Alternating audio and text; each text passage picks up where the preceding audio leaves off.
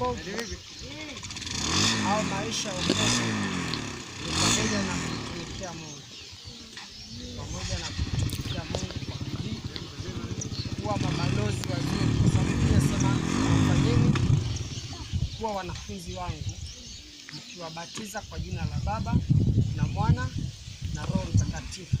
Bwana Yesu asifiwe. Na nyinyi tayari mmeshabatizwa kwa jina la Baba na Mwana na Roho Mtakatifu. Ndio sema baada ya hapa mabalozi kwa ajili ya kuhubiri kila mahali,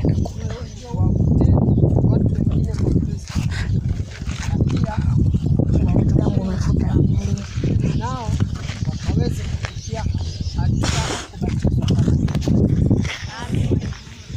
Na mtu mmoja akiokoka, kwako ni thawabu kubwa sana. Akiokoka mmoja unapata thawabu, akiokoka mwingine thawabu yako inaongezeka mbinguni, na tunalipwa kulingana na wangapi ambao wameokolewa kupitia kwa mikono yako. Kwa hiyo leo umefanyika kiumbe kipya, unatakiwa ufanyike kuwa balozi mzuri wa kumtangaza Bwana kila mahali, kwenye nyumba yako, kila mahali, sehemu yoyote unaokaa unatakiwa kumwakilisha Mungu, na watu wengine wakaje katika nyumba ya Mungu wakaokoke. Bwana Yesu asifiwe. Bwana Yesu asifiwe. Kwa hiyo watumishi wa Mungu, mimi mtumishi wenu ninawatakia maisha mema, wokovu.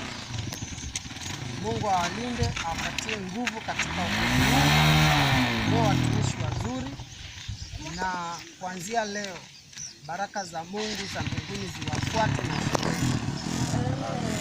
na chochote mtakachoweka mikono yenu, Mungu awaangalie kama familia ya mbinguni na sio tena watoto wa duniani. Na wokovu wenu kawa wokovu wa baraka, kwamba chochote mtakachokifanya kuanzia leo mwe watu wa kufanikiwa. Kila mahali mtakapoenda kuanzia leo, neema ya Mungu itapata maisha yenu. Kwa jina la Baba na Mwana na Roho Mtakatifu. Amen.